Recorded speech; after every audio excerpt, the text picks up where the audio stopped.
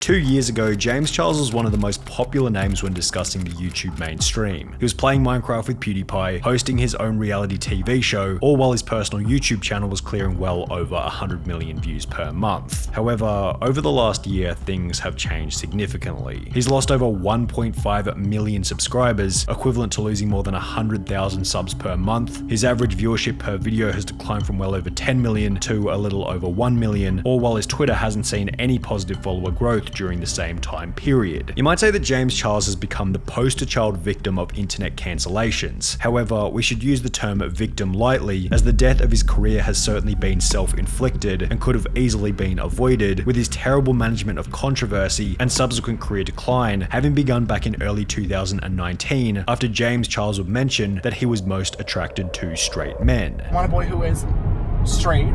Love that for you. That's easy. It's easier than you would think. This statement resulted in the first contributing factor to his eventual downfall after a fan would post this photo of James Charles and another unknown individual to Twitter, questioning James as to whether or not this was potentially a new relationship. The unknown person in the image was later revealed to be Gage Gomez, a straight Instagram model who'd been talking to James for 5 months in the lead up to Coachella 2019, where this photo had been taken. With Gage being straight, James would respond to the Twitter post by stating, "Nope, unfortunately I am still very single. This boy played me for months on end and is a disgusting con artist. I'm thankful I had my friends with me to protect me." Every single bit of misfortune that would occur in James Charles' life from here on out can be traced back to this specific tweet, as after making it, Gage, the Instagram model involved, would create a YouTube video stating that James pressured him into meeting up despite knowing that he was straight. He then started to begin putting a little bit of pressure on me, of getting to know me, like disregarding the fact that I told him I was straight, because as you all know, this person 99.9, maybe even 100% of the time goes after heterosexual men. And while this video hardly warranted a response and could have easily been the end of the drama, James made yet another mistake. After Gage would post the video explaining his side of the story, James would take to Twitter with a classic multi-paragraph notes app tweet trying to explain why he was in the right, beginning with the good old "I will address this now and never again." And if we learned anything from the Only JS video, it's that addressing or responding to criticism in a serious manner leads to almost certain career suicide over the long run, as audience love to berate an influencer who they know they can get a response or reaction from. For example, on that very same day that James Charles would respond to the criticism with his classic "I take responsibility" notes app tweet, this video will be posted to YouTube titled "James Charles hitting on straight guys for 17 minutes, which might not have ever been posted if James had simply ignored the drama in the first place. This 21 picture is really cute, although that should have been me instead of your girlfriend, but we can let that slide.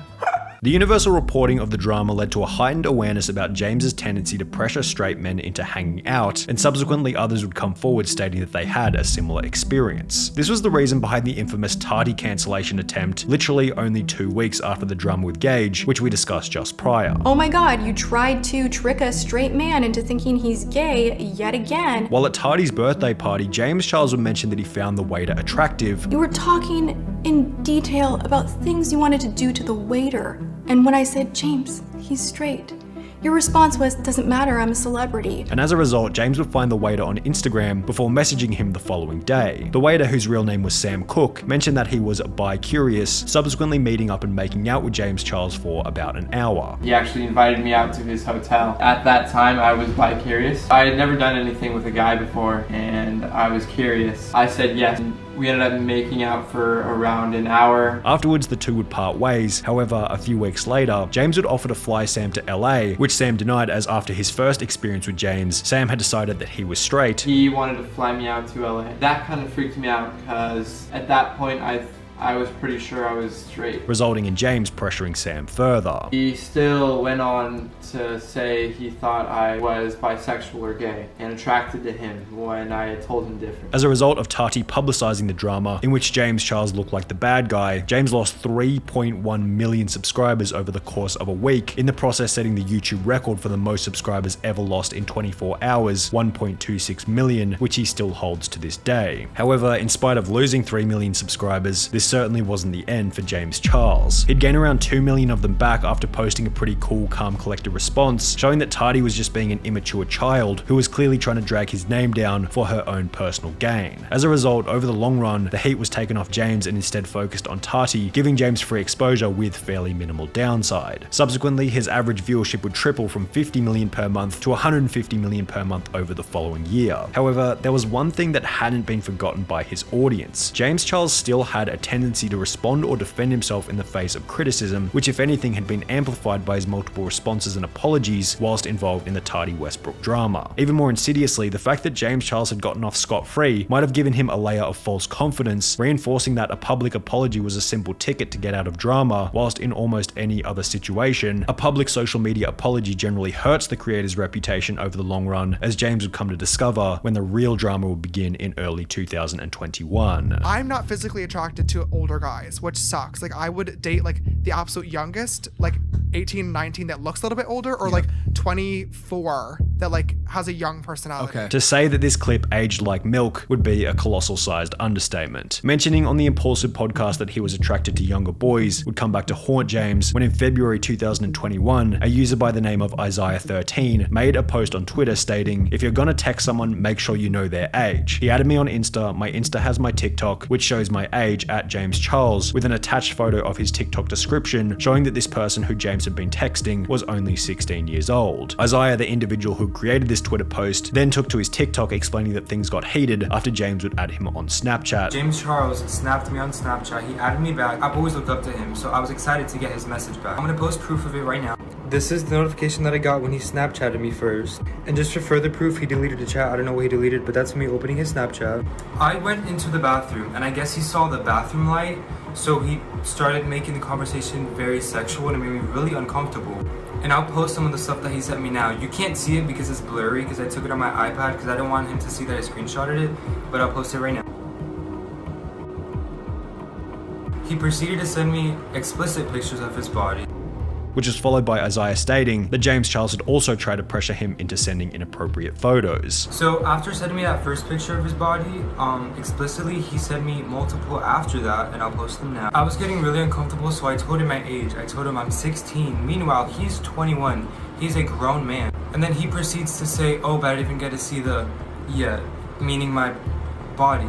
And after telling him, like, no, like, I'm not gonna send it to you, he kept on asking for pictures and videos of body hair and me flexing and stuff. Now, we need to remember something. Addressing criticism had been effective for James Charles in the past. During the Tati situation, he simply explained his side, and because Tati's cancellation attempt was so pathetic, James's audience forgave him and everyone quickly forgot about it. This time, however, the allegations had substantially more weight behind them and weren't nearly as pathetic, yet James probably still thought that if he simply addressed the criticism again, everything would go away, which isn't what happened. James Charles would post a tweet reading, "There's a video going around about me on TikTok and Twitter of a guy calling me a groomer, and I want to address it right away. The accusation that I have groomed this person is completely false. Last week, I came across someone on my Instagram Explore page, saw he followed me, and added him on Snapchat. The next morning, I woke up to several snaps from this person being excited I added him back, saying he loved me, and also lewd photos of himself in the shower. I asked how old he was right away, and he told me he was 18, so I started flirting back. Later in the day, he said a few things that made me question the validity of his original age answer, and when I asked him to confirm his age once again, he admitted he was 16. I told him I was really uncomfortable and apologized for flirting, but he insisted on continuing talking, saying it could be our little secret. He's a fan of mine and would never tell anyone. I told him I wasn't okay with this, he started getting upset, and at this point I unfriended him. We haven't spoken since. However, the other person involved would respond to the tweet stating, "James, we both know I blocked you. You never asked for my age. After I told you I was 16, you proceeded to ask me for nudes and said it didn't matter. You called me hot and said I wish the timeline could speed up so you can be 18, attaching a photo of his block list with James Charles on it. The issue with the whole thing was that their interaction had taken place on Snapchat, and therefore limited evidence existed for either side of the argument. It was James's word against some random 16-year-old TikToker's word. Sure, the kid had evidence of James asking him for inappropriate photos, but it's impossible to know if this had been from before or after James found out that he was underage. In all honesty, James's argument seemed to make way more sense. He stated, "I would never knowingly engage with anyone underage and put my life on the line for a few Snapchats." James had everything to lose whilst the TikToker had everything to to gain. And at a time during which influencers were being cancelled left, right, and center for talking to minors, it seemed almost unthinkable that James Charles would be dumb enough to knowingly risk exchanging photos with a 16-year-old. However, when 3 other individuals would come out stating that they'd had a similar experience, James's side of the argument would become impossible to believe. Anyways, he goes,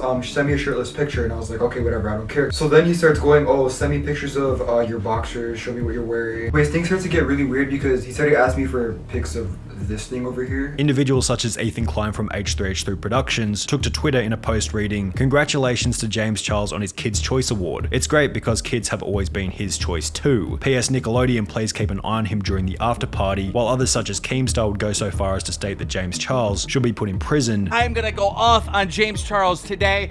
He needs to be put in a cage, alright? I am so done. Before going on to state that there were too many examples of this happening to dismiss each occurrence as an accident. How many times does this need to happen for us to stop saying, oh, well, James got trapped, James got tricked? Like, how many times until we can say, oh wait, maybe James is intentionally doing this? Just maybe, just a thought out there. As James's name was being dragged through the mud, the methods by which he could earn an income began to disintegrate. He'd be removed from the YouTube Partner Program, meaning he could no longer earn ad revenue from the platform. His incredibly lucrative makeup deal with Morph was terminated, all while he was removed as the host of Instant Influencer, but not before he'd teach those on the show how to do a fake apology video. Take this from me because I've had to deal with this. As an influencer, when you grow a following, you will either say or do something that people might not like and might not agree with, and eventually you might have to apologize. So for today's compact challenge, you guys will be filming your very own apology video. Which is, unsurprisingly, what James Charles would post next. Hello everyone, James Charles here, and today I'm going to be making a very important video about a very important topic. Feeling the heat from the whole situation, James Charles would upload a video titled Holding Myself Accountable, in which it'd include all the classic fake garbage designed to make it seem like James was morally righteous. Today's video is going to be from the heart and most importantly, holding myself accountable for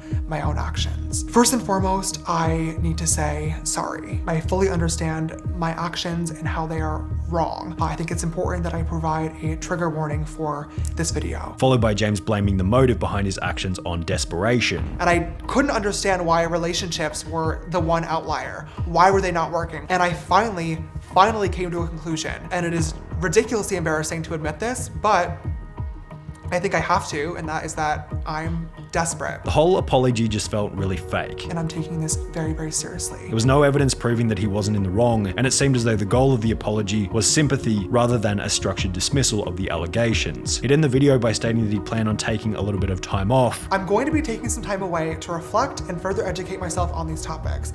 I think at this point it's really important that I do so I'm able to follow through with my word and prove to you guys that I will be a better person. Also adding that he didn't plan on simply forgetting about the incident. My expectations are not to press post and then forget about it and move on and wash my hands as if nothing happened, because something did happen and what happened was not okay, and I don't want to just forget about it. Yet this was probably one of the dumbest things that he could have said. When involved in drama, it's best to be passive about it. If you're going to be dumb enough to acknowledge it, say something brief then move on. The longer you dwell on it, the more your audience will see that it's a big deal to you. It also didn't help that James would take 3 months off YouTube after uploading his apology video. He probably thought that his audience would interpret this as, oh, James is away from YouTube working on himself, but in reality it just felt like this dude just used his crappy behavior as an excuse to get out of 3 months work. When James would return, he was still talking about the drama as if he hadn't moved on over a quarter of a year later. But I also think it would be ridiculous and irresponsible to try to just come back to social media and pretend like nothing happened and move on with regularly scheduled makeup programming. So I do also have some pretty serious topics to discuss in today's video as well, being what happened a couple of months ago. In the process, James would lose 1 million subscribers whilst dropping his monthly view count from 150 million a month to around 20 million a month. Prior to the drama, it was unusual for one of his videos to gain less than 5 million views. However, since the drama, it's now become unusual for one of his videos to get 5 million views at all. When you search James Charles on Twitter, a solid 30% of the posts are memes about him liking underage boys, while another 50% comprise other miscellaneous posts with a negative sentiment towards James Charles. His reputation simply never recovered from what you could argue to be terrible management of controversy. He had opportunity after opportunity to fix his decline, yet seemed to trip at every single hurdle.